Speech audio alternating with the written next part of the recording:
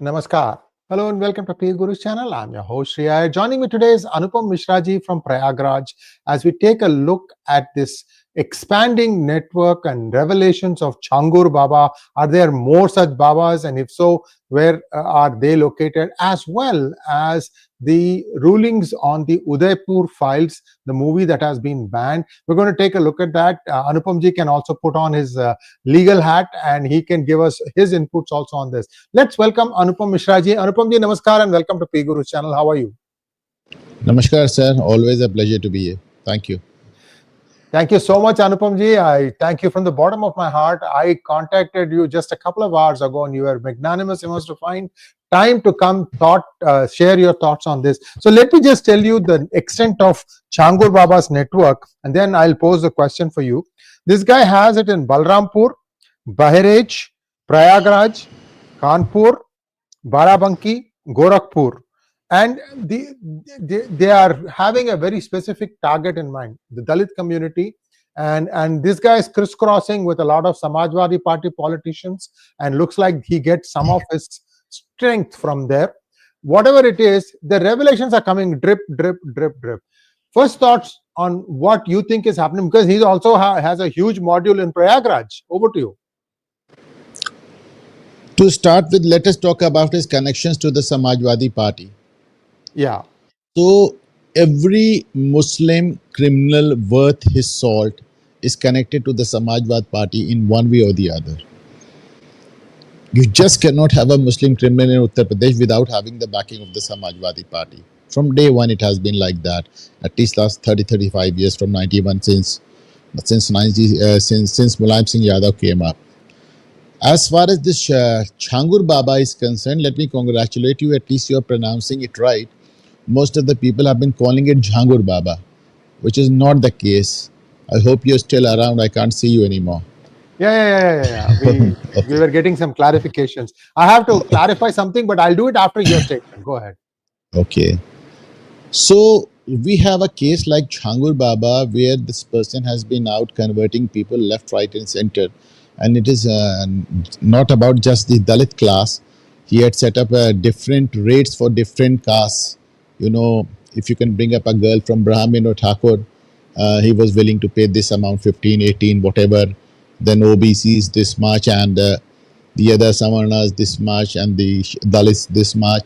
So he had an open rate. Imagine, who could have imagined something like this in India, say 8 decades down the line after independence. Now he was the bigger question is that Chhangur Baba case has come to knowledge after Yogi has been in power for 8 long years. Now get this very straight.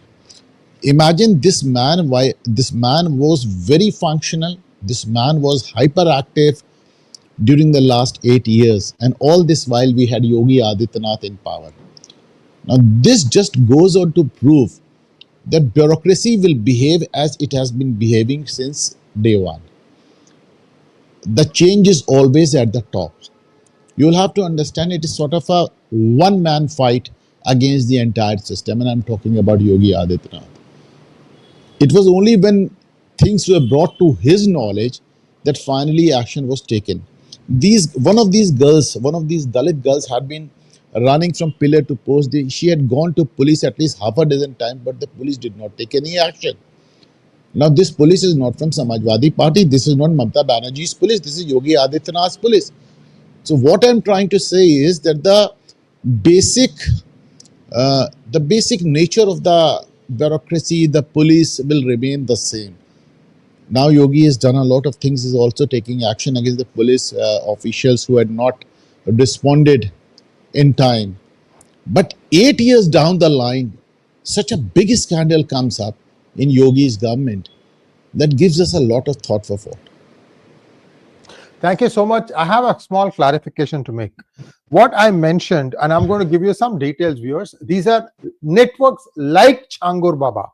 Chhangur Baba was caught in Balrampur. Okay, and then we have done one program before Anupam ji about his network in other states also. Now there are other networks. There's one called Bahraich Border Racket. It is linked to Muslim preachers along the Nepal border. An SP leader named was also a Muslim.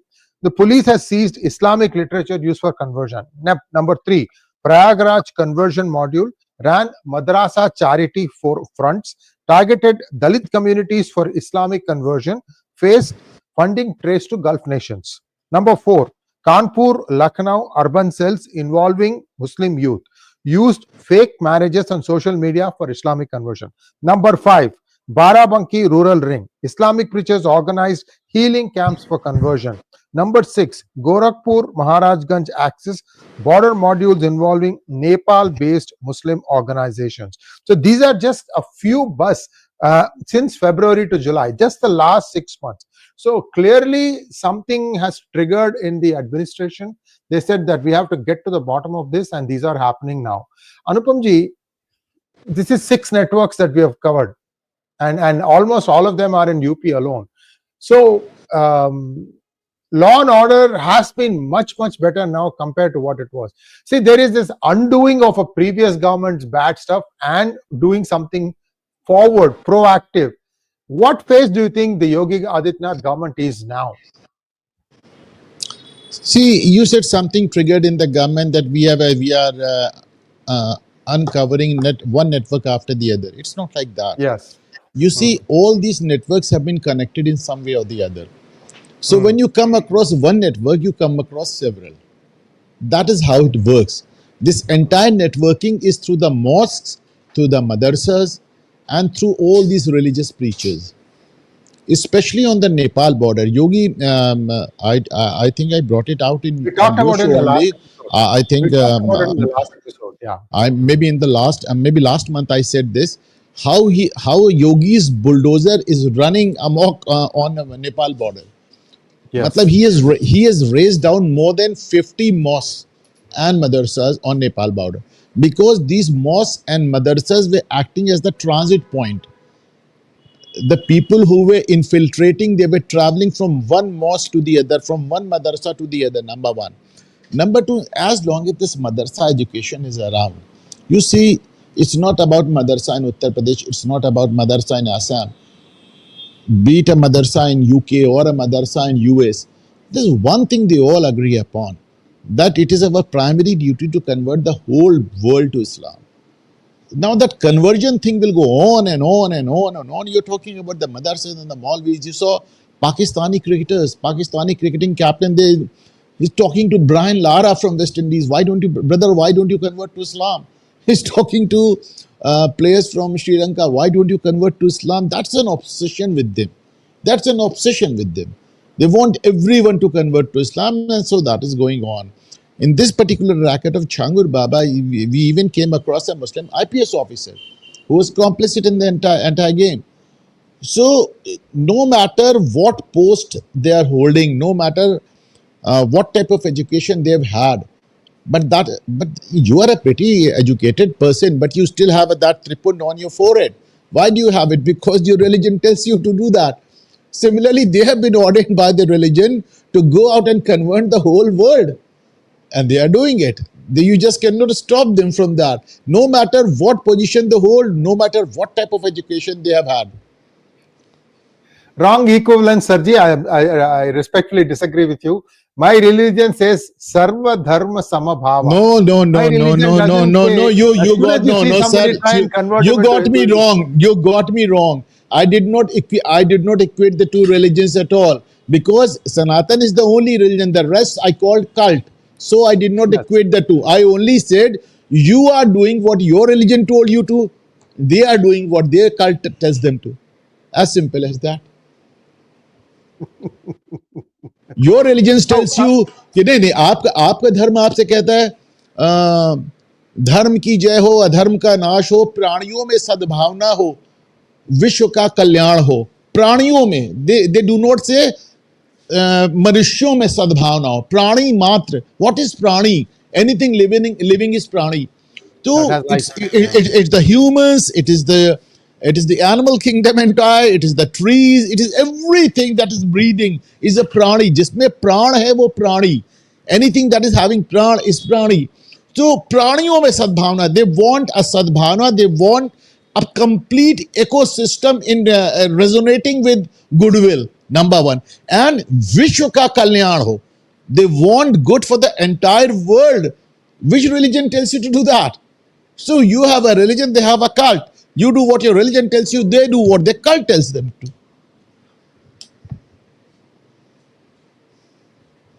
You are on silence. Sorry, got it. There's a truck going about, that's why. So we have the other topic to talk about. Let's just conclude this thing. So you expect more such networks to be busted in the weeks and months to come. But overall, what is the strategy as far as, see, madrasas are illegal. They are not authorized by any law. How does one break that up? So you brought up 2 points. Let me answer them one by one. You said, do I expect more such networks to be busted? Of course, because more such networks would be in practice. You bust one, two come up. So they will carry on doing what they are doing, and the government, especially if it is Yogi Adityanath's government, it will keep on doing what it is doing. As far as the legality of madrasas is concerned, now you will have to understand, because that is a very factual thing, from where we can carry on to the next part of your debate. It talks about the Supreme Court order. Yogi Adityanath suggests, first of all, it is mandated. It's not an illegal thing. In fact, the government has been paying the madrasas. They pay the teachers at the madrasas. They pay the clerks at the madrasas. They pay the peons at the madrasas. They pay for building the madrasas. They pay for the maintenance of the madrasas. They even pay them pensions. Okay, it is a very legal thing. So what Yogi Adityanath tried doing was, he said, we will convert these madrasa into modern schools. We will be teaching them more than what they have been taught. We will be teaching them physics, science, maths, everything, and English, and computers. The Supreme Court has stopped them from doing that. He said, no. Oh, let them be taught madrasa education. What's your problem? Please get, you are mute again. Sorry, Sirji, what is the legal status for starting a madrasa? Okay, there is a very clear cut guideline that you must be having a building of this sort. You must be having so much resources. You must be having teachers who know Arabic and know Urdu and things like that. And then there are residential madrasas who get extra grant. Imagine that. There is a madrasa department in Uttar Pradesh. Do you get that?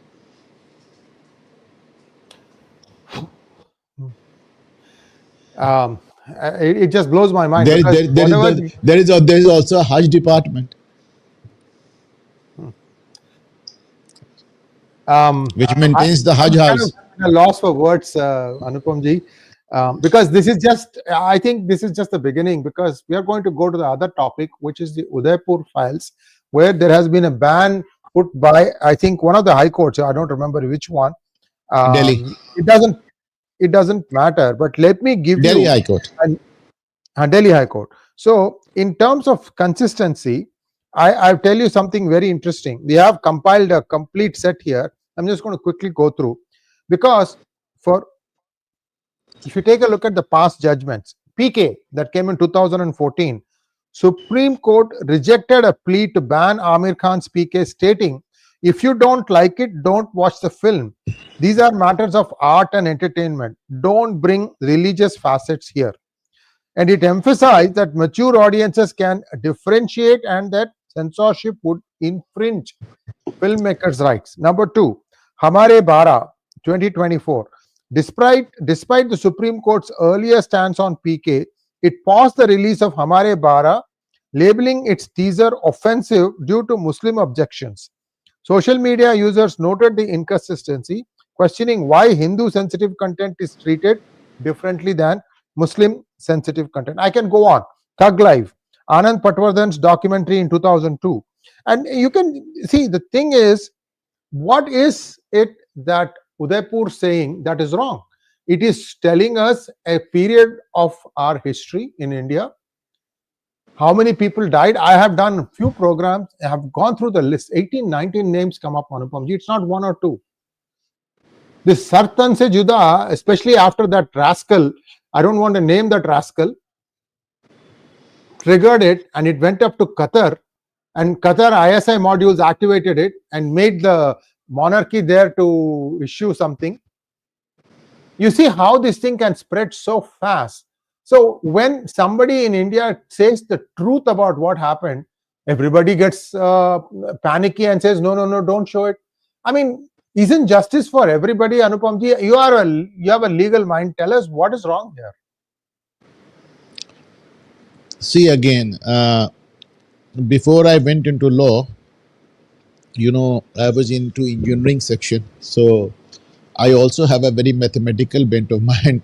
So I just take it as a black and white thing. I'll tell you what is happening and why I'm surprised that why we are still surprised.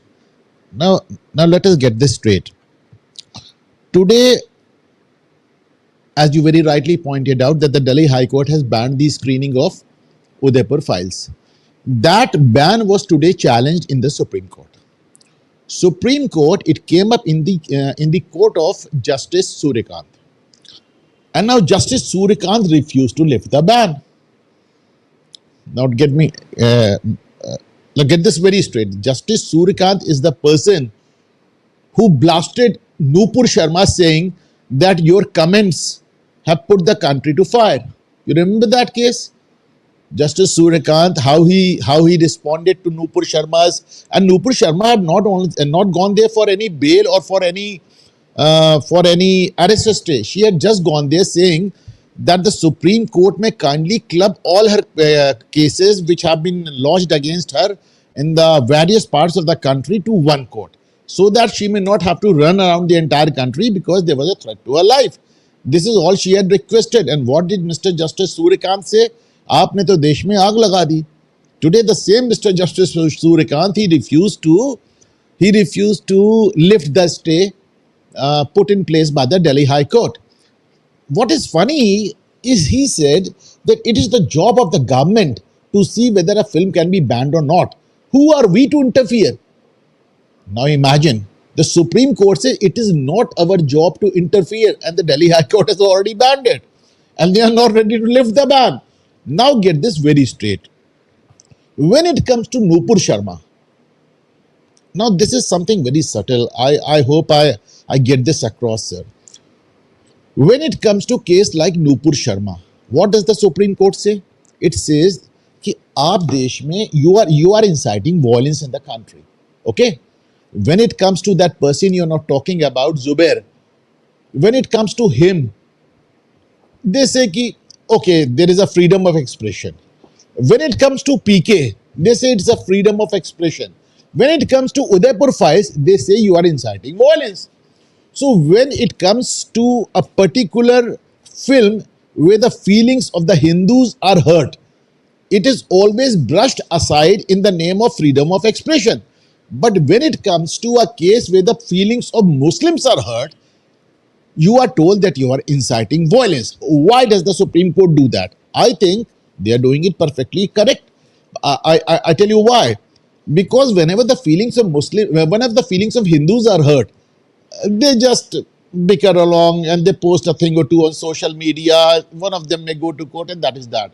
But whenever the feelings of Muslims are hurt, they take to the streets. The actual violence takes place. The calls for 𝗟𝗏𝗏 se juda comes along. The fatwas come along. So it is all about the street power. And let me state it very firmly that be it the government, be it the DM, the CM, the PM or the court, they all are afraid of street power. As simple as that. Who has the streets? Muslims have the streets. They have the streets. They have the streets in India. They have the streets in US. You know, let's not go to US. I am very deeply disappointed too. The reason I am disappointed is that it is believed Trump's victory is owed to a bunch of Muslims who voted for him in two key states called Michigan and Wisconsin. So they want their pound of flesh. So this game that they play in India is being played here also, Anupamji. Trump has been a great disappointment, I agree. Well, so this is where things stand. But let me complete, sir. Trump has been a great disappointment, but I would still pick Trump against someone like Biden or Kamala Harris. Well, yeah, I agree with you. I agree with you. I was one of the few who was showing all the mirror to the Democrats, and they hate me for it, but that's okay. That's what a journalist does. Journalist stands up for truth. And we have been shadow banned extensively in many platforms. We don't even get views. In fact, this one is also shadow banned. I can see this. The video needs to have a lot more eyeballs, and it's okay. Be that as it may, leave it. We know we are up for a fight, and we are ready for it. Anupam ji, last thought before we finish up. This is, how did the people who were challenging the Delhi High Court decision not know that they need to be aware of which judge looks at the case? You can't just say, oh, the court registrar does the thing. Somebody else is doing bench shopping. You have to play by the same rules, guys. Don't be stupid. That's all I'm saying. You understand where I'm going with it, right? So it is not what you are insinuating or what I may be saying. It is the Chief Justice of India who has said on several occasions that the councils here in Supreme Court have been bench hunting. So much so, the last time when the Tamil Nadu court, when Stalin got that order that if the governor is not signing a bill in a certain period, then it will be deemed to be taken as a law. And the state of Kerala had also come to the Supreme Court for a similar case, and their case was in some other judge's bench. Now what happened was they went to that bench and they said, you release our case, we want our case in the same court that gave Tamil Nadu that order. We want to go to the same bench. So this is not even bench hunting. It was shameless, and I think they should have been fined for that, what they said. Number one. Number two, I keep on saying that judiciary is not a monolithic entity. It's not a homogeneous mass. As many as judges are there, as many judgments are there, and as many ideologies are there, I would say. So the last judge said that that the husband does not have a control over his wife's sexuality, even into a marriage, even while remaining into a marriage. And Justice 𝗜𝗍𝗍 Chandrachud said that. Our Chief Justice of India said a married woman can enter into a relationship outside the marriage, and you cannot hold her guilty of that. And now, day before yesterday, the Supreme Court said that the husband is quite correct in tapping the telephone of his wife. So now we have two judges with two different sentiments. One of the judges in one of the benches in the Supreme Court said that 𝗤𝗏 𝗍𝗏 has been wrongly haunting Mr. Modi for more than 2 decades. There should be a case against her. She should be brought to justice. And by evening, another bench in the Supreme Court gives her bail. So you see, in just one day, we had two different versions of Supreme Court. So my point is, judiciary is not a homogeneous mass, and as long as it's not about the Supreme Court or the High Court. It is more about the judges. It is more about the judges. So of course they know where to take their case. They know very well which judge will prefer them, and most of all, it is also about the advocate. There's an old saying: if you don't know the law, if you don't know the law, have a lawyer who knows the judge. So you have Mr. 𝗏𝗏𝗏 there. You have Mr. 𝗏𝗏𝗏 there, who was the president of Supreme Court Bar Association. You know, they refused to give they refused to give when she was retiring, that justice. You're talking about Ruth Bhanumati. No, I think it was Justice 𝗓𝗏𝗍𝗍 when she was retiring.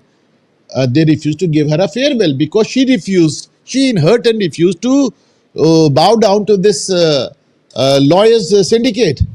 They did not give her a farewell. Imagine, this was the first time in the history of Supreme Court that a judge, that a retiring judge was not given a farewell. So this is what happens when Mr. 𝗏𝗏𝗏 is around. So they have been holding this court for ransom for too long. And there's just one more thing I want to point out. You just said that we are being shadow manned and things are happening. We are going against all odds, but we know that we will continue, things like that. I just want to point out one thing. Whatever point in history we are at today, whatever stage we have reached where Hindus are being discriminated against in Hindustan, this has not happened in a day. This has happened over a period of 1,000 years. Don't expect it to go away in 10 years. This will take some time. Thank you so much, Ji. There are other rules of the game that are skewed against it. I have to point this out. Let's leave it at that. Demography is what I'm referring to. Let's go to some questions. There are 3 questions so far. We won't take any more questions because I know you have a hard stop in 5 minutes time. Let's take just 3 questions, Anupam Ji, 1 minute per question. Ram Ram to both of you. How do you think the society should handle such cases? We as Hindus are totally dependent on the political parties, and the system has been infiltrated by SP supporters. So what I keep on saying is that ultimately everything that you want will happen. This is an age of social media, and the public perception and the public opinion is finally prevailing. Even the courts have been modifying this, diluting their stance to a great degree. So just be at it. Just don't give up. As I keep on saying on my channel, Hari na himmat, bisari na ram. Next one, please. Shilpa Mishra wants to know, what will happen to our beautiful country and culture? Why can't we criminalize these conversions? Our conversions have been criminalized more or less in so many states. In fact, Shilpi would like to know that this very law has been challenged in Supreme Court today. Uttar Pradesh, we have already criminalized conversion by the way of nefarious means. And now this law has been challenged in Supreme Court today. And the Supreme Court also admitted the case. And they will be hearing the case, I think, on 21st of July. Next question, please. Narayan Prasad wants to know, don't you think half the blame rests on Hindu girls who seem to have no morals? I think the blame totally and squarely rests on Hindu parents who do not have any time for the kids. Narayanji, let me ask you this question. I don't know where you live, but if you watch any serials during the daytime, these are called mega serials, and across the channels, languages as well as I would say up and down the thing. Many of them talk very openly about extramarital affairs and all sorts of things that you should not be thinking about. These are all in freedom of society, freedom of speech, right? You see the same thing in the OTTs. OTTs are a level above this. And all this is happening. On the other side, what do you have? If you try to play Ramayana or Mahabharata, the replay of something that came 30, 40 years ago with the older broken technology, there are protests. So parents can take some responsibility. Yes, they do have some responsibility, but that's not all. There are other things also. I'll give you a simple example, Anupamji. It took us 8 weeks, 6 to 8 weeks to put out a 7-minute video about the first time Krishna and Balarama came to Mathura. First time. This is a factual account. Vrindavan, they were growing up. They come to Mathura at the invitation of Kans. You know how many views I've got on that one? Less than 10,000. This aired about 4 or 5 days ago. This is just a factual representation of what happened. Good music, good scenery. Nobody wants to watch it. So how can you blame the parents? Everybody doesn't want to watch what is part of our history. So somewhere along the line, that why I put Tripund, Anupamji? I want to say I'm a proud Hindu. Many of us, in the name of wanting to conform, don't do this. Anyway, Achha, let me answer that one. Let me modify my answer. While I said the blame lies basically with the parents, I still maintain that. But of course, it also lies with the state. Let me tell you something very happily. Today I was reading this new NCERT book, and for the first time in NCERT, they have used words like cruel for someone like Akbar. Imagine that model king Akbar. They have used words like cruel against Akbar, okay, and tyrant against Aurangzeb. So, of course, the state has its responsibility. And I tell you, when serials like Ramayana and Mahabharata came up on Doordarshan, it brought a huge change. It made a huge difference. It made a huge impact. And the Ram Janmabhoomi Andolan owes its success to such serials. Sirji, some of these Mughal rulers, they had only two things in mind. Talwar or Salwar? I leave it at that. It is always a combination of the two. Well, we can go on. It is a very interesting conversation, but I know you have a hard stop. And viewers, 𝗤𝗓𝗏 𝗍𝗏 is a very popular channel, and he has a program, I think, in about half an hour's time. Can you tell us a little bit about that program, where you are available, where you can be watched? Actually, I put up only one show a day, and I talk about the current affairs. It's not based on a particular event or a particular thought. I just talk about the different affairs of the day, the state affairs, the national affairs, of course, the international affairs. And then I also talk a bit about Sanatan. It's sort of a mixed bonanza. And I do not even have a time for that, fixed time for that. It is only when I can afford it. Good luck to you, sir. And I do watch them. I do watch them, and I love to listen to your Hindi. Because I'm myself trying to improve my own Hindi, and that only happens if we keep listening to content delivered in the correct form of Hindi that I like. Personally, this is what I like. I once in a while lapse into Hyderabadi just for fun, but our viewers know all this stuff. This is, we learn and go on. I would like to bring you on more regularly, Anupamji. I will keep bugging you until you come back online. And thank you so much for sharing your thoughts on this. You are the person on the ground, and you know the reality better than any of us, hosting these programs. Namaskar. Thank you so much. So, thank you. Namaskar.